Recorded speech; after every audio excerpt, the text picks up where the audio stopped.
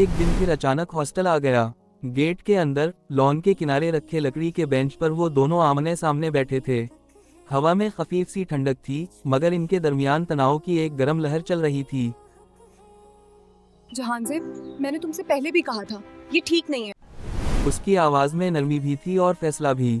जहांजेब भड़क उठा। क्यों? अब क्या मसला है? तुम्हें तो यहाँ रहना भी नहीं है अब। मेरी तुमसे शादी होने वाली है। उम्मीद ने नजरें झुकाते हुए कहा, इसीलिए मैं इस तरह बाहर नहीं जाना चाहती।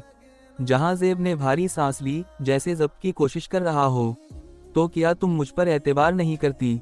मैं करती हूँ, लेकिन हर बात की कोई हद होती है। जहांजेब कुछ लम्हे खामोश बैठा उसे देखता रहा। फिर अचानक आगे बढ़कर उसने उम्मीद का हाथ थाम लिया। ये क्या कर रहे हो? क्या कर रहा हूँ? तुम्हारा हाथ ही तो पकड़ा है। वो तल्खी से बोला, अब ये भी गलत हो गया। उम्मीद के चेहरे पर खफगी और दुख वाज़ेह था। मैं ऐसी लड़की नहीं हूँ जहांजेब, और ना ही मुझे अपनी सफाई पेश करने का शौक है।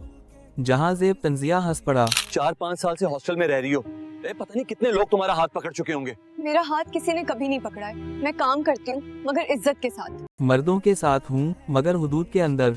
मैं कभी आवारा नहीं रही। जहांजेब ने कड़वाहट से कहा, मैं कोई सबूत मांगने नहीं आया, मगर मैं ये चाहता हूँ कि जब मैं तुम्हारा हाथ पकड़ूं तो तुम हाथ ना छड़ाओ। जब मैं कहूँ मेरे साथ चलो, तो चल पड़ो। मंगेतर की हैसियत से इतना हक तो बनता है।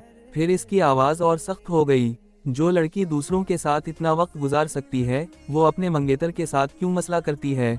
उम्मीद के दिल पर किसी ने जैसे पत्थर रख दिया हो।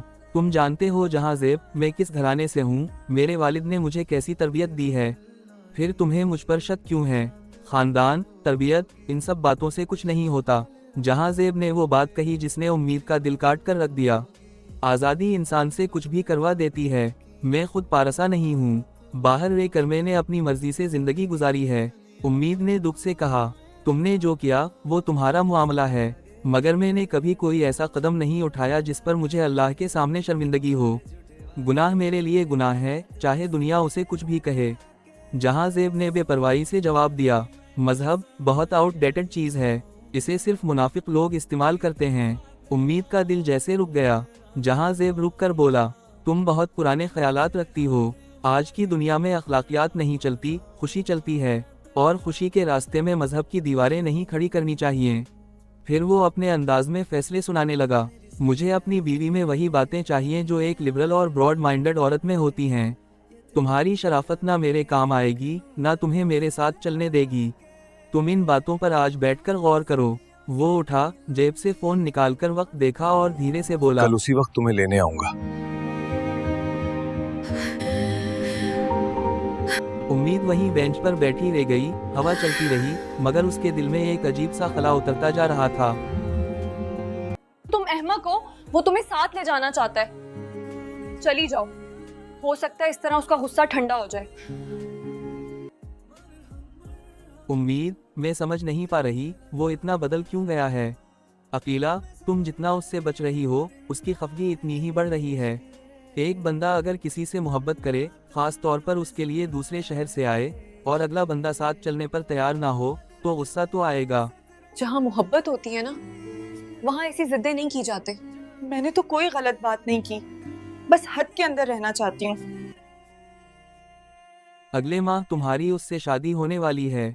अगर वो चाहता है कि तुम उसके साथ कहीं घूमने जाओ, तो इसमें क्या बुराई है? उम्मीद, तुम ये समझ रही हो कि मेरी वजह से बात बढ़ रही है। अकीला, हर मर्द चाहता है कि अपनी मंगेतर के साथ वक्त गुजारे। तुम्हारी जिद तुम्हारा मुस्तकबिल खराब कर सकती है। अगर उसने गुस्से में शादी से इनकार कर दिया तो। उम्मीद, प्लीज अकीला, ऐसा ना कहो। वो मुझसे बहुत मोहब्बत करता है। 9 साल होने वाले हैं हमारी मंगनी को। वो इतनी छोटी बात पर रिश्ता नहीं तोड़ेगा। अकीला, रिश्ते छोटी बातों पर ही टूटते हैं। उम्मीद, तुम इसे चाहती हो ना, तो फिर उसकी बात मान लो। वो सिर्फ खाने पर ले जाना चाहता है। चली जाओ, वो भी खुश हो जाएगा, और तुम लोगों का झगड़ा भी खत्म हो जाएगा। उम्मीद, मैं बस उसके अल्फाज से बहुत दुखी हूँ। ऐसा लगा जैसे वो मुझे पहचानता ही नहीं। अकीला, मर्द कभी कभी गुस्से में ज़रूरत से ज़्यादा सख्त बात कर देते हैं। उम्मीद, क्या हमारा रिश्ता वाकई इतना कमज़ोर है कि एक बात ना मानने से टूट जाए? अकीला, ये तुम्हें सोचना है। एक बार उसके साथ चली जाओ, शायद। फिर उसे कह दूंगी कि बार बार मजबूर ना करे।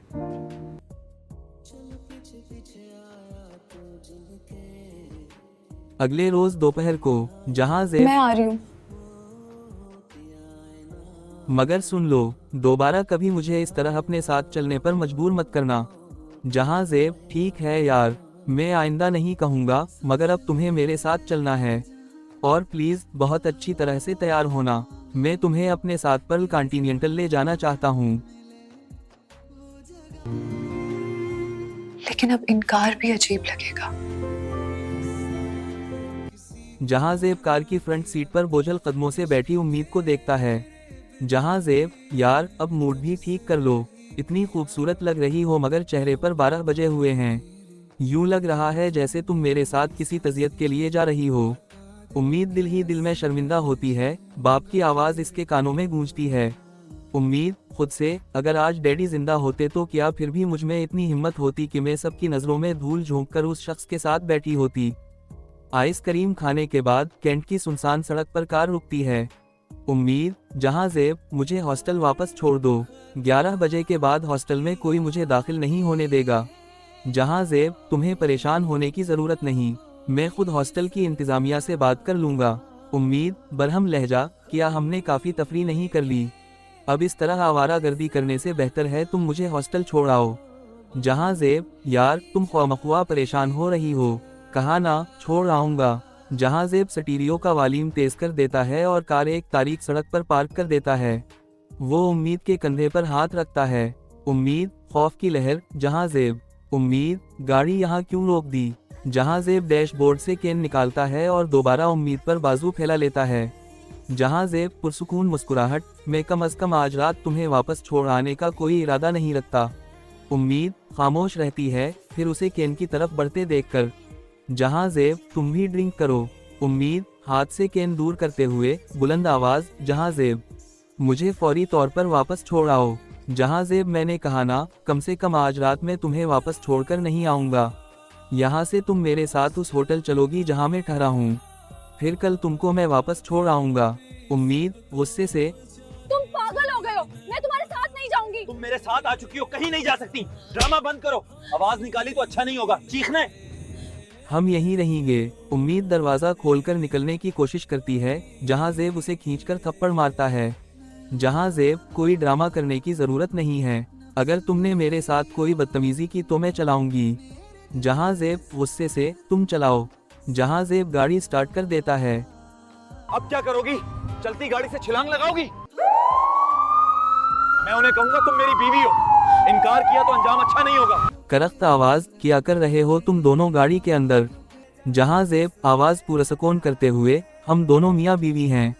सार्जेंट, उम्मीद से करख्तगी में इजाफा, क्यों बीबी, क्या ये शौहर है तुम्हारा?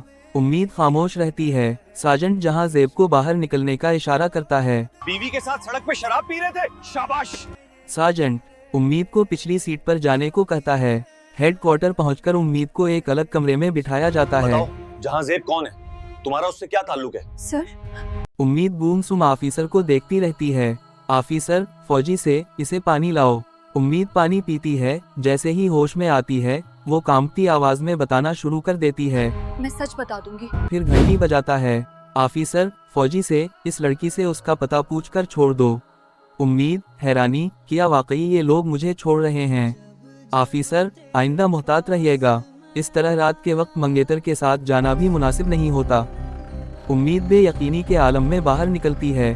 दो फौजी उसे जीप में बिठाकर न सिर्फ हॉस्टल छोड़ते हैं, बल्कि गेट खुलवाकर अंदर भी भिजवाते हैं।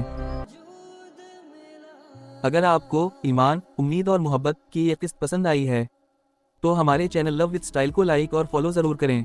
नई अक़साद की बरवक्त अपडेट्स के लिए बेल आइकन प्रेस करें। अगली किस्त बहुत जल्द आपके सामने पेश की जाएगी, इसका इंतजार जरूर कीजिएगा।